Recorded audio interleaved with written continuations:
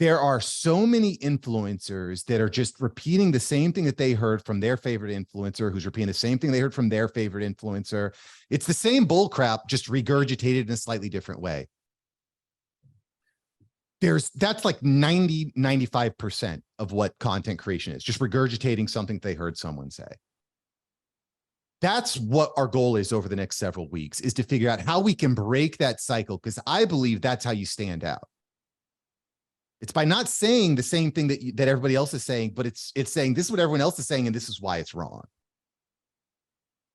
And my goal with this session today is at least build out more of like a conscious framework on how we can start to debunk those common myths and start to stand out, because we're saying something that's different. 90% of people are just saying, oh yeah, me too. Me too. I agree. I agree. I agree. That's great. Reshare. Isn't this great? No, reshare. This is why this is wrong. All right. So the first step to doing this, and I'll share this in the post, in the replay, but I'd encourage you to kind of think and even take notes here. Why should people even care about what you're doing? Why should they care? How is their life going to be changed? Are they going to make more money? Are they going to have a better relationship with their wife? Is their boss going to be happy about it? Why should people even give a crap about what you're doing? And it's not because of what's good for you. If your posts start out with, hey, follow me on Instagram, that's not going to work. Hey, announcement, I just launched a new show, come listen to me. That doesn't work. Ask yourself, why should people care? And I talked about this. The reason people should care about what I'm doing is because I'm giving you something that nobody else is giving you. I'm talking about how you can save your career by implementing AI and new media. That's why you should care. Not because I need likes on my feed, not because I need new clients. You should care because if you don't adapt now, you're dead. You might as well go become a plumber, because if you don't start learning it, not that there's anything wrong with plumbers, that's a whole nother side. But why should people care? Because if you don't adapt now, your career is effectively over.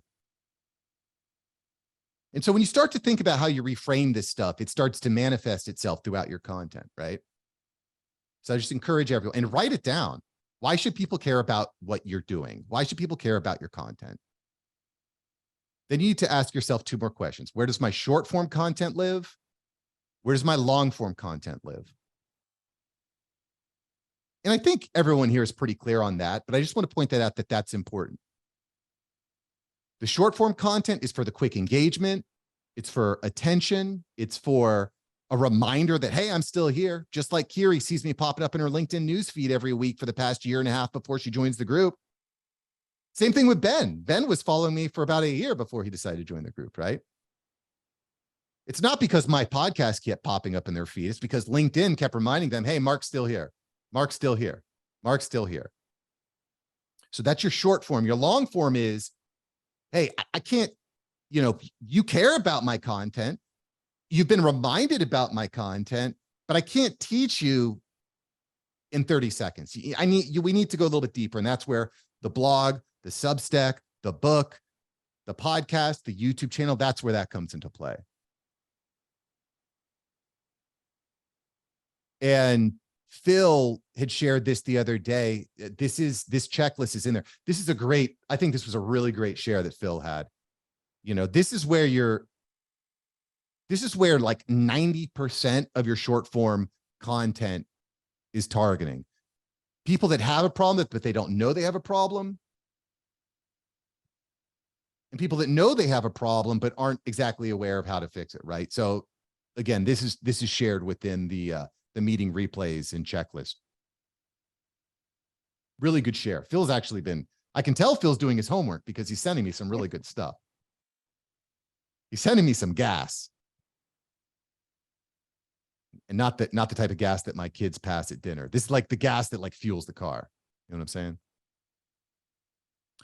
So anyway, does that make sense to everybody? What we're talking about here? Why should people care about my content? Where does the short form, where's the long form go? Is that we're all on the same page?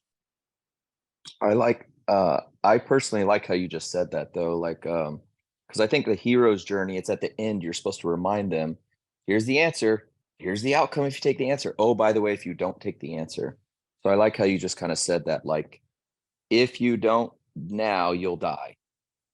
Like, not that that's like I don't do quotes and all that motivational shit, but if I did, that would almost be something that I'd want at like the top of my like content creation kind of checklist strategy. I kind of like that because it's part of the hero's journey. It's like, let me remind you, if you ignore everything I just told you and I built you up and I showed you the solution, this is your outcome. This is your likely, status quo or worse. I like that. And you'll notice when I said that, there was passion, there was conviction, because I believe it. People need to get slapped in the face. You can tell when I start to talk about this stuff, I'm bringing an extra level of energy and passion to it. This isn't like, hey, everybody, I think it's probably a good idea that, you should definitely start to pay attention to AI because it's important. No, this is, if you don't start now, you're dead. People need to get slapped in the face with this stuff. And I think the motivation's important too. It's not coming from a place of like, you suck, it's coming from a place of, I really care about people. I really want you to have a better life. Right. Well, and you also have the credibility, having interviewed all these tech and podcasts, and like, not only are you doing it with your agency and you're seeing how you employ people and how they're now having to prompt and use AI or else, but you're also interviewing all these people who are telling you the same thing. So you have a ton of credibility to say, look, I've interviewed, list off, name drop all these people, and they're all seeing the same thing. Implement AI or else. So agreed. And again, it's different for everybody, right?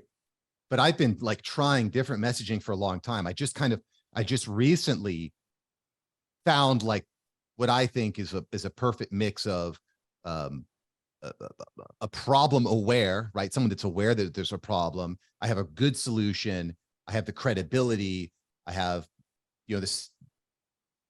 the ability to portray it in a way that people want to buy it because we've been working on it in this group. And you're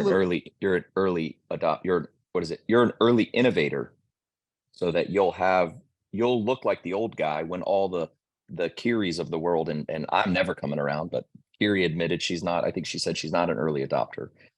So if she's in that middle group that kind of jumps on board when it's more common, all those people are gonna look at you as the credible source to catch them up. And this is why it's so important to be different, because when 95% of people are just regurgitating the line that's been working, that doesn't work in content creation. You have to bring, and it doesn't necessarily need to be new, but it has to be different. Example. There's just another example more in like the men's health, something that I think about. I believe that marriage is an important part of living a better life. A lot of people don't think that. I concur. Marriage to the right person. Sure.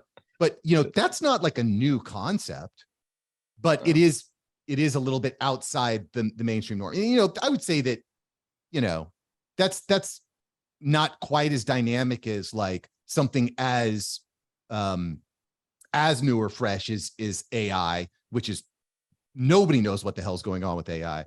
But that's just a quick example of something. Ben, being in marketing, you might say like, hey, everybody's telling you to use Google ads, but guess what? The Google ad cost just tripled. I've got a better solution. It's called Threads, running these thread ads. People are running ads, but their landing page sucks and it doesn't convert. So why are you spending money on something that doesn't work? I was just expanding on that specific example because people literally just square peg round hole everything and they miss the mark. Like what Kiri does. Like if they had video on their landing page and it wasn't like a piece of shit, it would convert. And imagine the kind of money they would make. Imagine the kind of, see, here's the thing. It's not imagine the kind of money you'll make. It's imagine the kind of money you're losing. You're just burning your money away.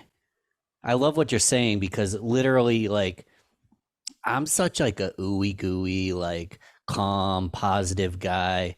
I like positivity, but imagining who I could be is not as compelling as imagining meeting the person I could have been if I didn't make a change. It's so much more compelling. And that's why I'm kind of ranting here, but the gap selling so brilliant to me because it's like, okay, you're doing this. You could be doing this. Why aren't you? It's not, oh, one day you'll get here. It's like, no, you're not here. Why? This is how far away you're really far away from where you need to be. I'm ooey gooey, but the ooey gooey stuff doesn't work. You kind of have to slit someone's throat once in a while. Nice. Yes. Absolutely. You got it. Yeah. Well, in that point too about, the pain, if you've got like a hurt pinky toe, nothing else matters. If you've got a kidney stone, nothing's going to help you. You just want to get rid of that pain. And to your point, if someone is just hemorrhaging dollars from their marketing budget because they're not converting, that pain is going to bleed out and they're going to die. And the more that we prod that in our content, the more people, Phil, to your point earlier, are going to DM you and say, hey, I'm bleeding out. Do you have a bandage? Let's get on a call. Right.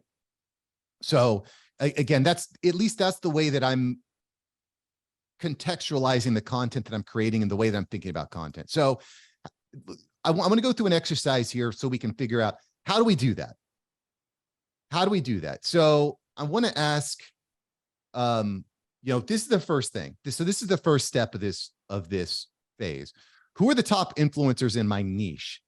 And write down 5 to 10 influencers in your niche. These can be corporate brands that kind of like dictate the industry. These could be popular newspapers or media outlets that people read and consume.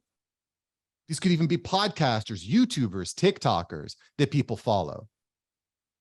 Who are the top 5 to 10? Where is your niche going for information?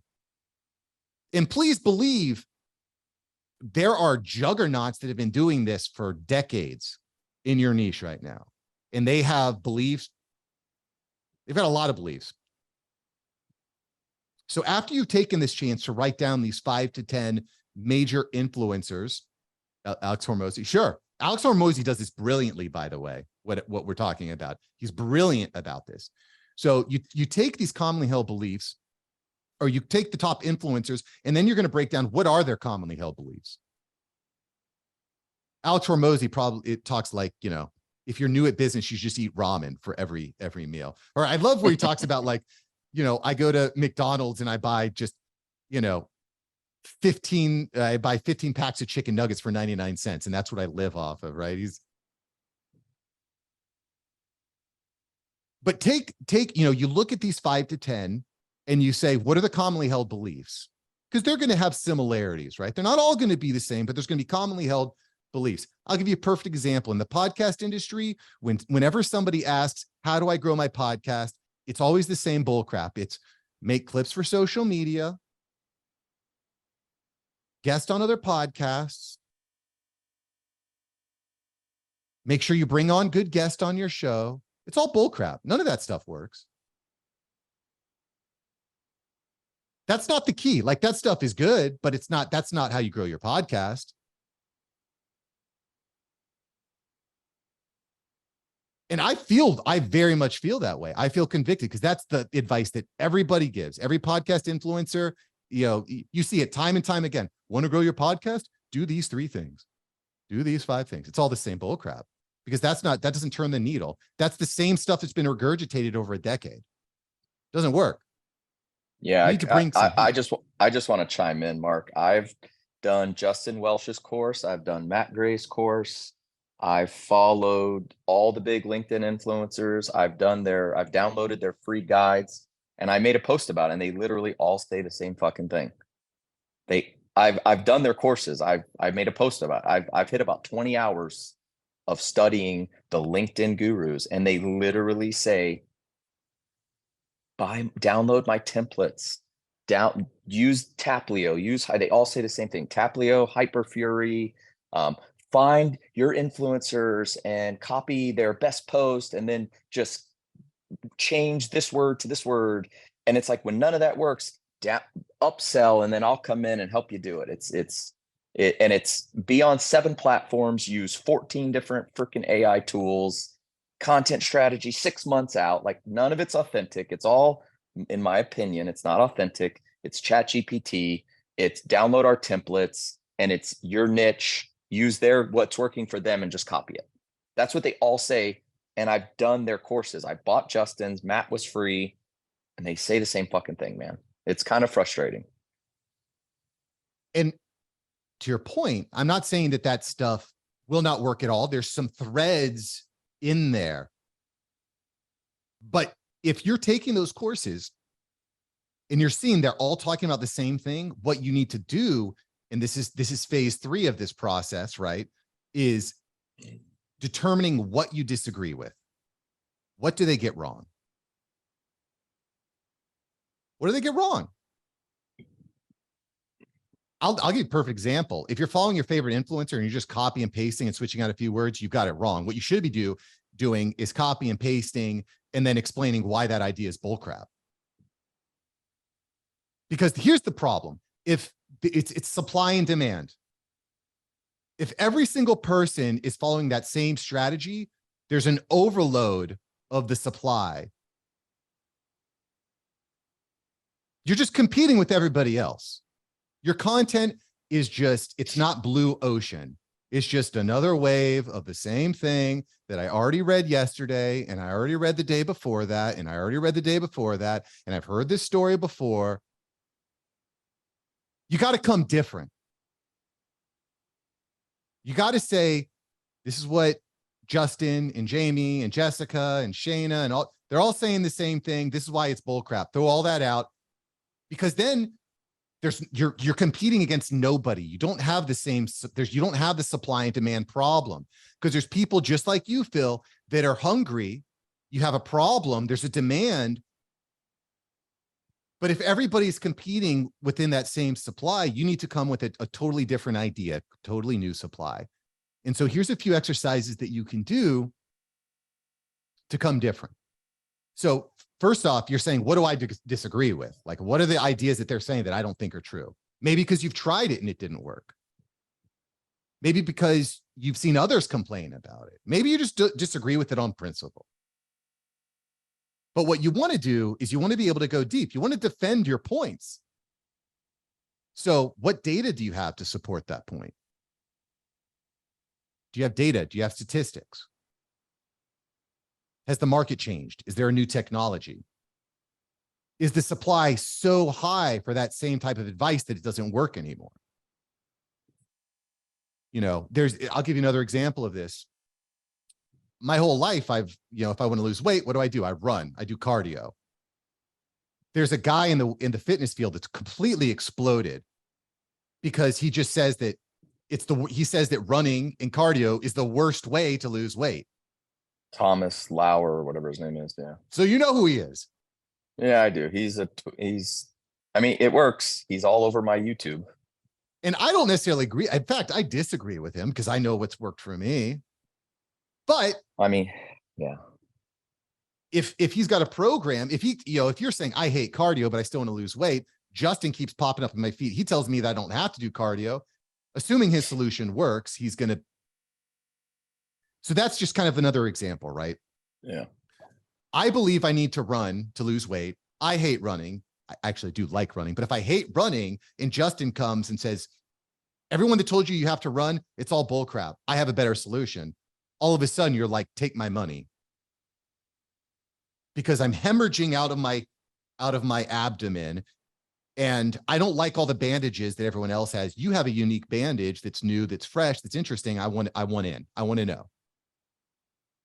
So, again, what's the data I have to support it? What are personal stories that I can tell? I could tell a very personal story. As soon as I started debunking these myths, I started growing my podcast. I started bringing more clients on. More people started joining my mastermind group. I just had my biggest month in company history after 5 years of trying to build this damn thing. So I know it works because it is working. And then I think that the other thing to think about when it comes to the content creation is like, what are the negative impacts that those beliefs have had? Do you know people that have followed those paths and gotten zero results? Not just your personal story, but looking at others. What's the negative impact of following those beliefs, of following those commonly held ideas? I'll give you another example. The best way to be successful is to get a master's degree, get a job, and buy a house. You've just taken on like $500,000 in debt, which you're going to be paying off the rest of your damn life because of the way an amortized loan works. You're screwed. You're screwed.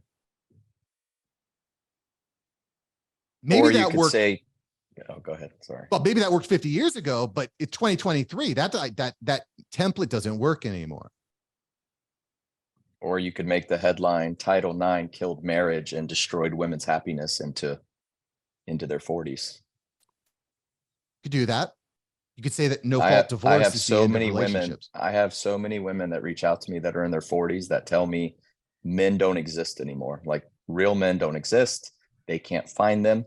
It's also self-inflicted because women who make a lot of money haven't figured out how to, like, money has been ingrained in society as a requirement for women to date up, marry up.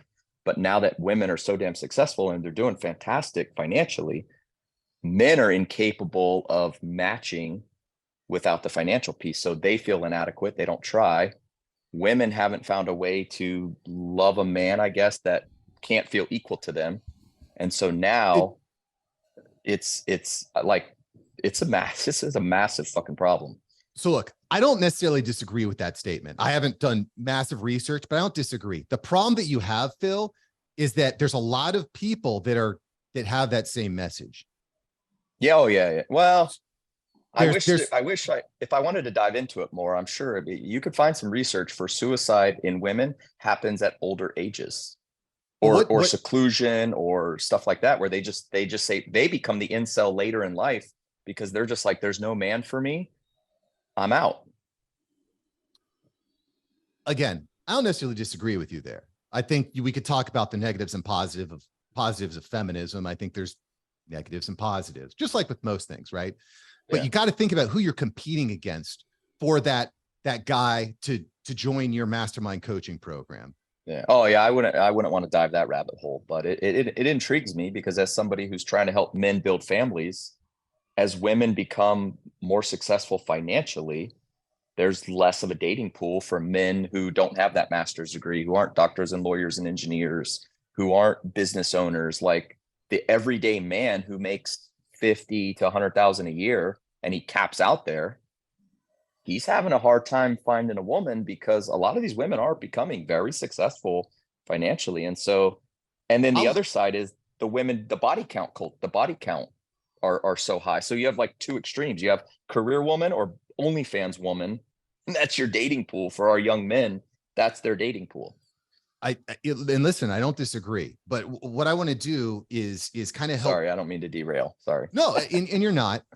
But what I want to kind of think about is, there's probably about 40% of the population that agrees with that. And there's probably about 40% that disagrees, right? You're not attracting that 40% that disagrees. They're already out the door. So you're competing against that 40% that agrees with that statement. Yeah.